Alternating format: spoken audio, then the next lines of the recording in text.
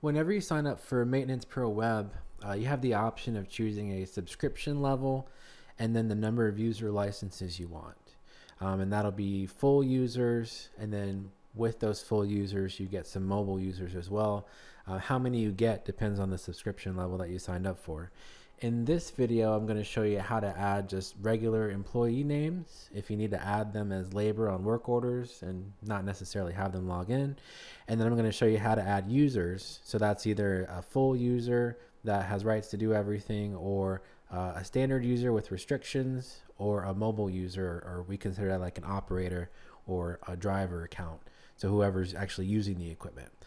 So we'll go over all those in this video. First thing, to get to your employee list, you'll just click employees on the left-hand side, and then you'll be presented with all the employees you have set up in the system right now. If I want to add somebody to the system that's not necessarily going to log in, but I still want to record them as having done work or assign tickets to them, that kind of thing, you can click the new button on the top right. And then here it's going to ask us for a first name, last name, employee number. It'll automatically have active as a status, and then whatever hourly labor rate you want to assign them. So I'm just going to call this, we'll call this John Doe. All right. Give them any kind of number. The number is optional. You don't necessarily have to put that in. Status is going to be active. Labor rate, I'll set it to 50. User activation, I'm going to leave that as no because I'm not actually giving this person a login. And then locations that I want them accessible from, warehouses that they would have access to. Renewals are on the bottom, which we'll go over later. And then I'll go ahead and click save. So now this person is in the system. So if I open up any work order tickets, let's go ahead and pull one up here. And then I hit add labor, I'll be able to choose them from the employee list. So that's how you add somebody to the system, just so that way they're available.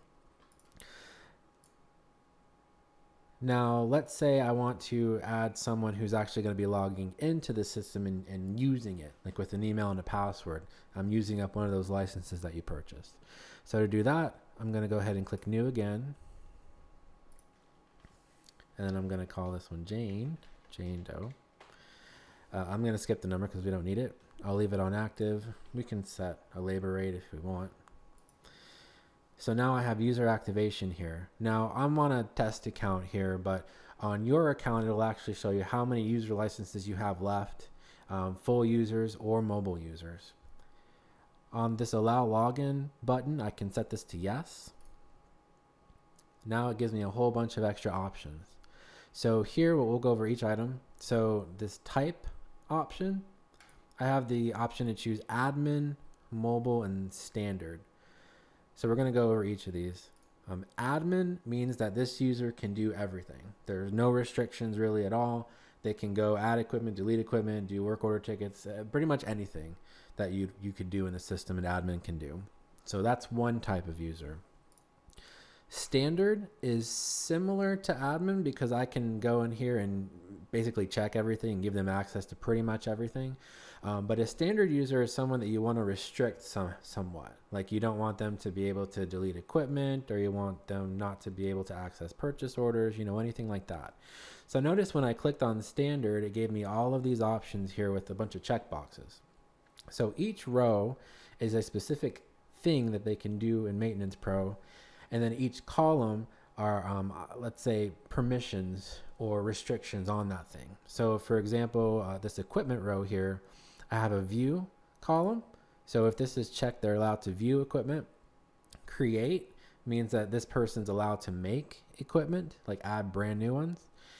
Edit means they're allowed to go into existing equipment and make changes. And then delete, if I give them this option, that means that they can go in and remove equipment from the system.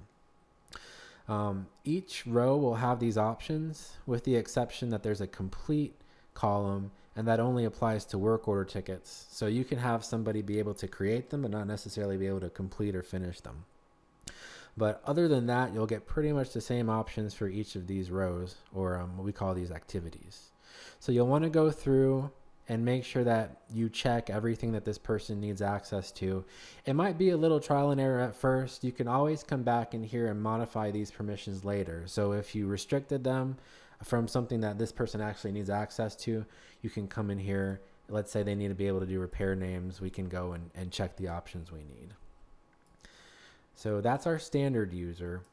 Mobile users, these are really limited accounts, and these are included with the premium and enterprise subscriptions.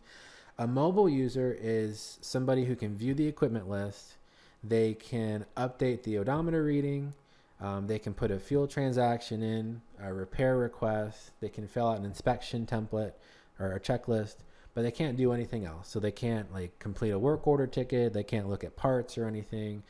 So these we consider pretty much drivers of equipment. So you're given the same kind of checklist here. It's a lot more limited, as you can see.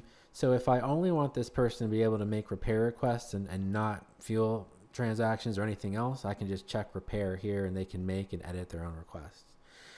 So mobile users, just think of these as operators. So one point, it doesn't matter what the type is here. Even though this says mobile, technically an admin or a standard user can go with our app. We have an app in the App Store for Apple products, or the Play Store for Android or Google phones and tablets. Anybody who has a login to the system, whether they're an admin or a mobile user, they can log in on the website or they can log in with the app. So just because it says mobile here doesn't mean these are the only people who can get into app. But pretty much anybody with an email or username and password can sign in with the app as well. So let's say I've picked the type that I want. So this particular person, let's go ahead and make them an admin. So now it's giving me an email option. So you can type whatever you want here, of course, their email address. What's going to happen is with this email, once we'll go over the other options here, but once I hit save on the bottom, our system's going to send them an email to that address that says, hey, somebody's inviting you to this organization on Maintenance Pro Web. Go ahead and click this link to set up a password. You'll want to make sure that whoever you're adding gets that email. A lot of times it can go into the spam or junk folder depending on your email settings. So if you didn't get it and you just added somebody, just check the junk folder, make sure it's not in there. Once they open that email, click a link, it's going to ask them for their password, whatever password they want to set up. So they can create a password and hit save. Once they do that, then they're in. And at that point, they can go on any computer, go to mtcproweb.com, and they can log in with that email and password. And they'll use that same email and password if they want to sign in with one of our mobile apps. Mobile users, that particular designation is a little bit different because you see that I have the option here of email or username. So admins and standard users have to have an email address. If it's a mobile user, you can put in a username. Now we added this because some users or drivers or operators of equipment don't necessarily need or have access to an email.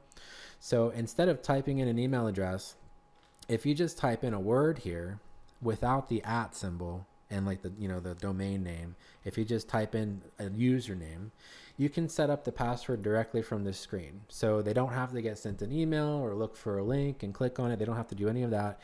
You can go in here and just give them a username and a password. As long as this box doesn't look like an email address, our system will assume that this is a username. And then you can specify whatever password you want here. You can also come back in later if you need to reset their password, just overwrite this box and type in a new password and save it. So that's the differences between admin and standard as far as setting up an email. Notice that you can't do a username for the others. Only mobiles get that username option. Something else that mobile users do not get right now are notification emails. They will in the future get notifications on the app, but email notifications, if an equipment is due or inventory is low, those only apply to a full license for admin or standard users. So notice that I've got this notification section here that appears. If you did standard with these checkboxes, you have to scroll down a bit to get to this section.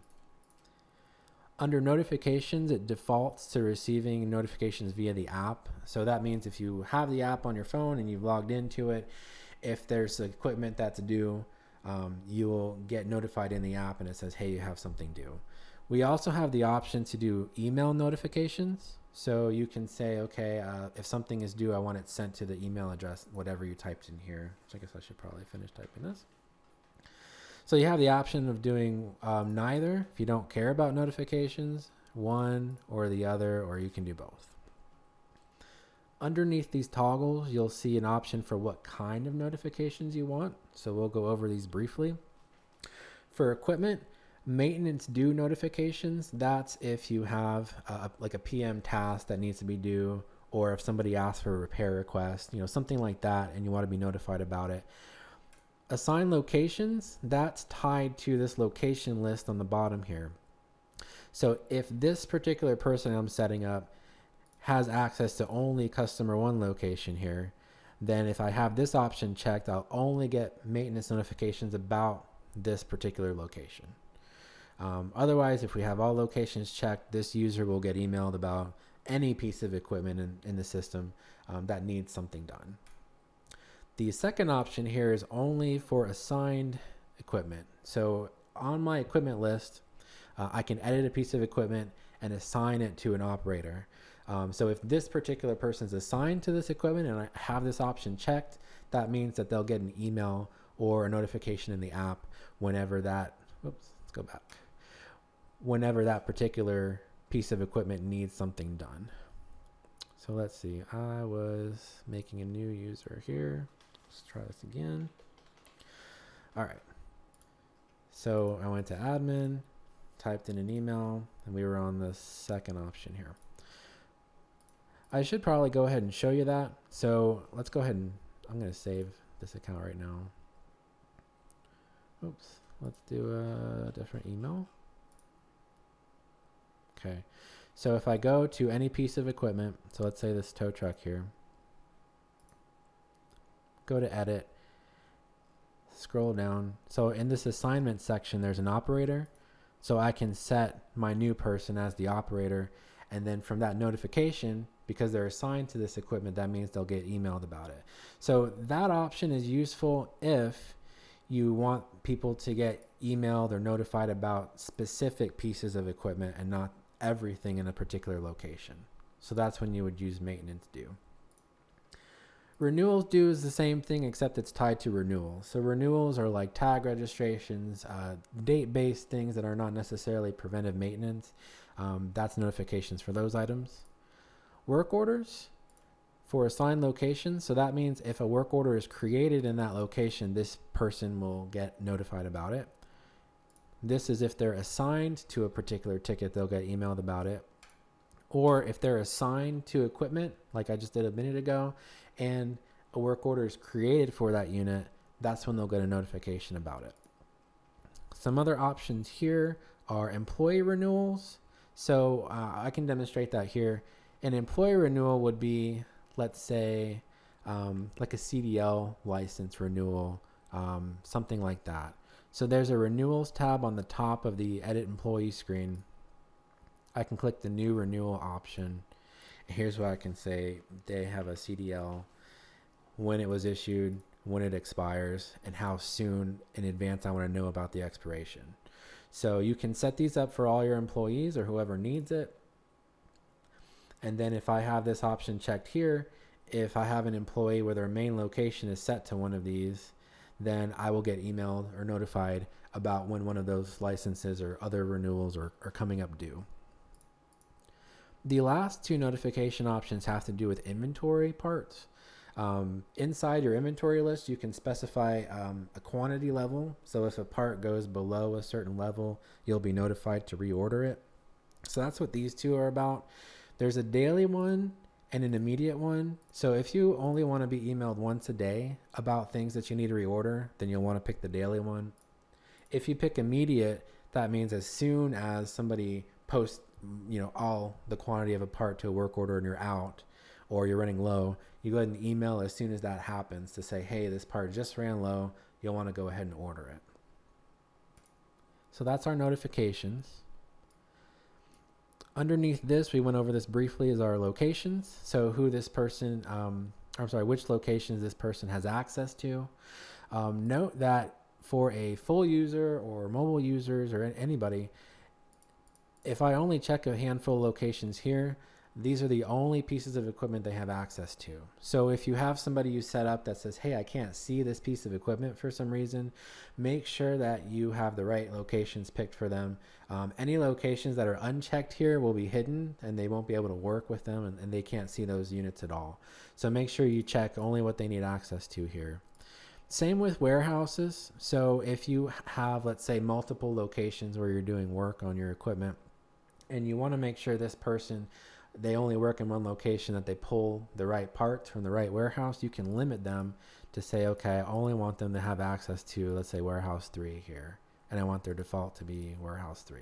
So that way there's no question that they accidentally pulled parts from another warehouse. So that's all of our restrictions here. There's also a picture tab. So if you want to put a picture of the employee and upload it, you can. We also have custom field options. That's something that we go over in a help guide in the knowledge base, but I'll go over it briefly here. So if I hit the gear on the top right, go to organization profile, go to custom fields, I can add a custom field for employees. So let's say if there's a specific, like you already have an ID number box, but if there's some other piece of information you want to grab, let's say I want to do an address. I'll make that the default. So now if I try to add an employee, I have an address box that I can type something into. So if there's some other pertinent piece of data that you want to include on here, you can make a custom field for it, so that way you can plug it in and type it in to this person.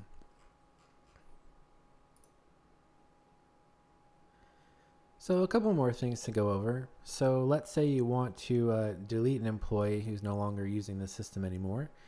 To do that, you can click on their name and you'll see a delete option on the top right. So for this John Doe, I'll click delete here. It says, are you sure you want to delete it? Go ahead and say okay. And now they're not in the employee list anymore. So let's say someone did that by accident, maybe deleted the wrong person. On the top left here, there's a status in blue. Right now it says all. You can actually click on that and then set it to deleted. And then any accounts that I've deleted here, I can undelete on the right hand side and bring them right back.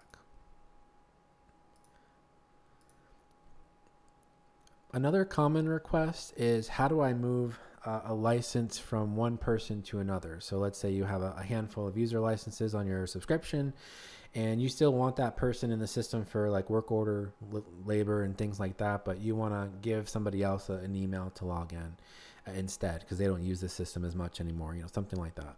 So to do that, you can go to an existing account. So let's say my Jane Doe account here. If I go and edit this, I can simply just set allow login to no and then hit save on the bottom. And what that'll do, it'll say, okay, this person can't log in anymore. It'll free up that license so you can set this allow login to yes on someone else. Something else to go over is, so this particular person, when we added them, we gave them an email, right? So they should have an email sent to them with a link to activate their account and set a password. If for some reason they didn't get that email, so if I go back to my employees list here, I'll show you that. So notice on the login column with my fake accounts I have set up here, that there's a little checkbox next to the type of person or login this person is using. The ones where I haven't activated yet have an exclamation point instead of a checkbox. So that way you can tell, hey, I sent them, or our system sent them an email, but they haven't clicked on it yet to activate their account. So if I go into their profile and just click their name, I get a resend invitation button here on the top right.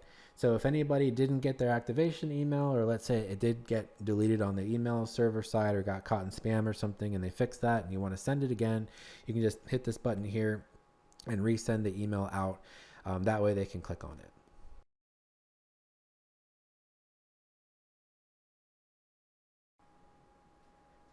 The last thing I want to go over is how password resets are handled. So you saw with mobile users, if I click on a mobile user here, if we want to change their password or update it, all you have to do is open up their account, click edit, go to update password, type in a brand new password and save.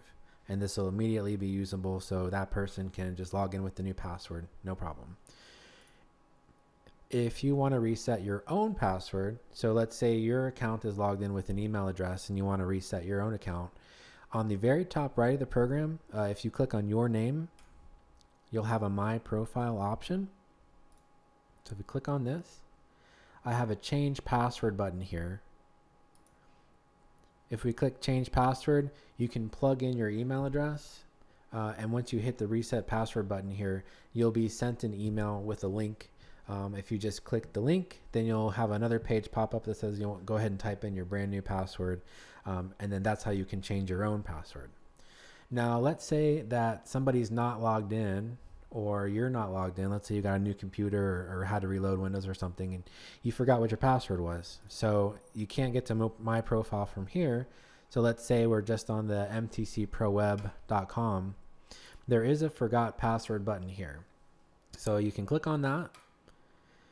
And it's the same process. Type in your email address and hit reset. You'll be sent an email with the password reset link. Just click on that and you're good to go. Something else to keep in mind is that on the mobile apps, we do not have a Forgot Password button. So you do have to actually open up a browser and go to mtcproweb.com to get that Forgot Password option. Thanks for watching. You can find more video tutorials on our YouTube channel. For more information about our software products, please visit our website at mtcpro.com.